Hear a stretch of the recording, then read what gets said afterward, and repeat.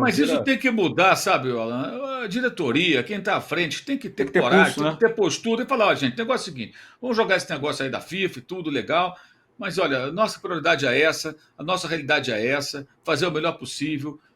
E acabou, tem que, sabe, se não quiser falar, assume isso internamente, se for eliminado, fala, cara, vocês queriam o quê? Vamos recapitular aqui como é que o Corinthians ganhou em 2012, tá? Para quem não se lembra. Tá? Mérito do Corinthians ali e tal, que ganhou. Primeiro, a Libertadores acabava no meio do ano. O Corinthians ficou praticamente um semestre se preparando pelo jogo para esse É. jogo com o Chelsea e abandonou o brasileiro. Isso não vai acontecer, tá? Obviamente. Nem acontece mais, que agora a Libertadores termina perto já no final do ano, já O perto da Corinthians foi disputa campeão do em outro Mundial. 4 de julho. Pois é, e foi jogar em dezembro contra o Chelsea.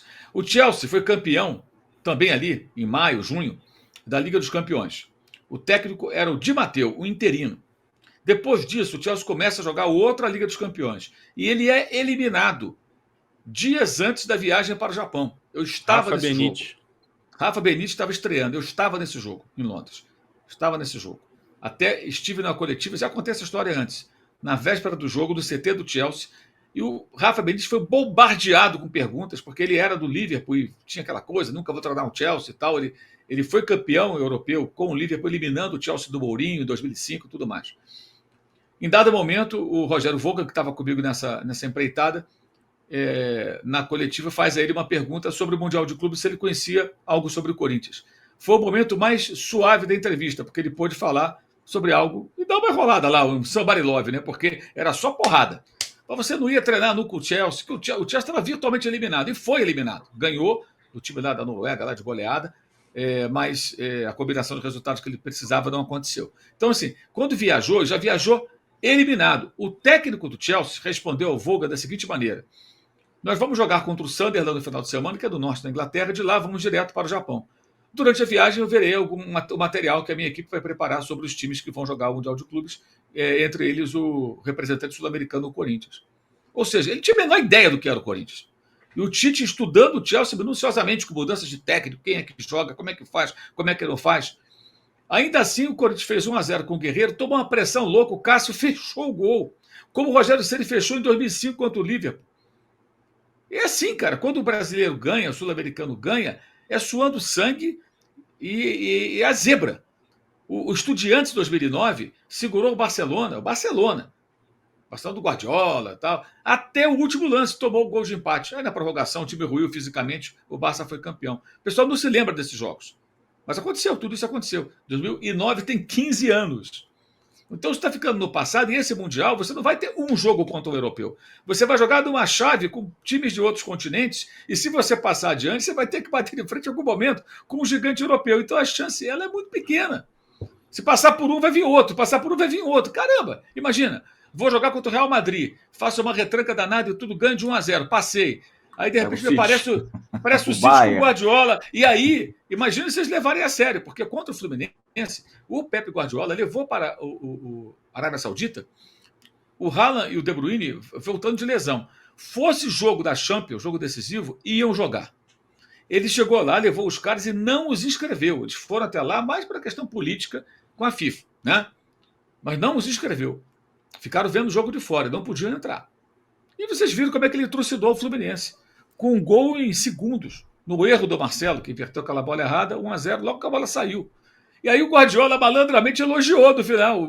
Não, muito organizado, sai jogando. Como que diz? Que bonitinho, bilu, bilu, bilu, que gracinha. Sabe quando você pega o cachorrinho assim, aquele cachorrinho a pilha pequenininho? A madame tá passando, olha que gracinha o cachorrinho. O Fluminense parecia o cachorrinho do Guardiola.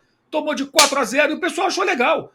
O Palmeiras competiu, se defendendo, mas levou até o final a prorrogação contra o Chelsea. Mas competiu. O Flamengo competiu muito bem com o Liverpool. Competiu muito bem. Fez um bom jogo contra o Liverpool. Claro que foi ameaçado. Você quer jogar contra o time melhor. Assim, o Liverpool era o melhor time europeu, inclusive. Coisa que o Chelsea não era. Nem dessa vez agora contra o Palmeiras, e muito menos em 2012, que já estava em crise, trocando de técnico e eliminado da Champions. Então, assim, para ganhar isso, gente, só em circunstâncias muito especiais. Muito especiais. O pessoal se ilude muito. Eu concordo totalmente com o André. Esse torneio não pode ser prioridade para ninguém em sã consciência. Você vai lá e faz o seu melhor. Que nem esse Mundial do final do ano, quando você está lá. Mas você não pode pensar, eu tenho que ganhar isso. Isso acabou, isso mudou. A Lei Bosman acabou com isso. Tá? A Lei Bosman fez com que os jogadores pudessem jogar em qualquer lugar sem fronteiras, digamos assim. Antigamente não era assim. O Zico, gente, para quem não conhece a história, saiu do Flamengo com 30 anos. E poderia ter ficado. Tinha condições de ficar. Não era essa loucura, essa disparidade toda. Poderia ter ficado. Se o Flamengo tivesse feito um esforço maior, ficaria do Flamengo. Tanto que ele foi jogar na Udinese, cara. Ele não foi jogar no Milan, não foi jogar na Juventus, não foi jogar na Inter, nem na Roma, ou na Lazio, que são times de um porte um pouco abaixo. Foi jogar na Udinese, porque era a única porta que tinha. Na época eram 2 estrangeiros por time na Itália, não tinha essa abertura. Estrangeiro e europeu era estrangeiro, era outro mundo. Então, Zico Flamengo, e Edinho, né? Zico e Edinho. Então, depois passou para 3, né? O Flamengo manteve os caras por muito tempo. Hoje é impossível, cara. Então, assim, é outro mundo, esquece. Isso não pode ser prioridade. Prioridade tem que ser a nossa realidade. Nós somos sul-americanos, a Libertadores e o Campeonato Nacional. E se puder ganhar a Copa do Brasil também é legal. Mas não é o mais importante. Claro. Época boa de campeonato italiano, né? O trio holandês do Milan. Sim. Trio alemão da Inter. Trio alemão da Inter, Maradona, alemão e Careca no Napoli. Época boa demais. O Brioche mandou aqui, ó. Bom dia, turma. Alguma informação se a CBF está pagando o salário do Pedro por ter se lesionado na seleção? Eu não tenho informação. Mauro, André, vocês têm? Acho que não. Não, né? Falando de tática grande, ó, galera, segue lá o canal Falando de Tática, hein? Vai saber muito, né? Salve, pessoal. Dá para trazer o David Washington e também o Arthur Cabral, ambos por empréstimo. Tá aí 2 sugestões de atacante. O Arthur Cabral, que não está tendo, mesmo com a saída do Marcos Leonardo, não está tendo muita oportunidade assim no Benfica, né? Perdeu espaço. O Arnaldo Valéria, a competição da época do Zico era muito mais difícil, não havia essa venda de jogadores para fora, daí os times brasileiros eram muito mais fortes. É o que o Mauro acabou de falar. Era outro contexto. Era outro contexto, né? Era muito mais equilibrado. Por isso que vários dos melhores times da história de vários clubes estão ali, na década de 80, de 70, porque não tinha muita saída, porque tinha limitação. Zico saiu com 30 anos, gente. Zico. Zico. O Zico é um negócio de outro mundo. Não tem ninguém que chegue perto. Tá? Jogadores atuais. Vai ver um pouquinho no YouTube. O Zico era um jogador monstruoso. Ele saiu com 30 anos, cara. Hoje o moleque sai com 17. O Estevão em 83, ele, justamente por estar na Itália, apenas por estar na Itália, ele ganhou um prêmio de melhor jogador do mundo, o prêmio que existia da época, que era daquela revista World Soccer. Ele ganha ali só pelo fato dele, como ele entrou no radar do mundo. Sim.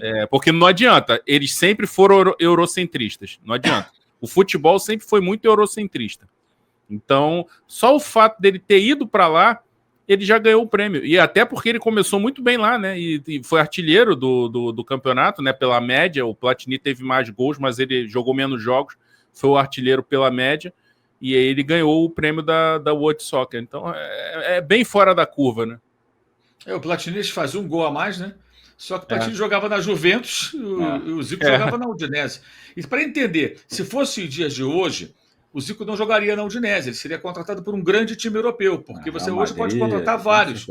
Na época, você não podia ter mais do que 2, depois 3. No início era um só.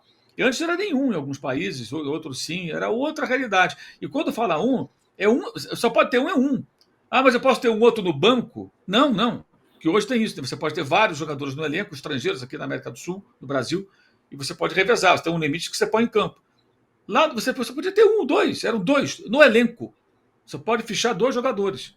Então, evidentemente, as vagas. E outra coisa, o mundo não via o futebol como hoje, não tinha internet. Não tinha TV a cabo. A gente não via a quantidade de jogos que a gente vê hoje. A gente via jogo nenhum da Europa praticamente. Era raríssimo ter um jogo na televisão de qualquer campeonato. Até que comece a Bandeirantes com o futebol italiano domingo de manhã. A gente via um jogo. Teve a Globo em 84 e temporada 84, 85 que transmitiu o italiano, mas era um jogo no domingo de manhã, né? Inclusive eles investiram um dinheirão, né? Achando que os protagonistas iam ser Juventus, os brasileiros, né? O Sócrates na Fiorentina, o Zico na coisa, e foi Verona. O único brasileiro protagonista foi o Júnior, que era do Torino, que disputou com o Verona a temporada, né? Alô, tropa da S1 Live. A propaganda é a alma do negócio. Quer ver a sua marca estampada aqui diariamente na S1 Live? É só chamar agora no e-mail contato@s1live.com.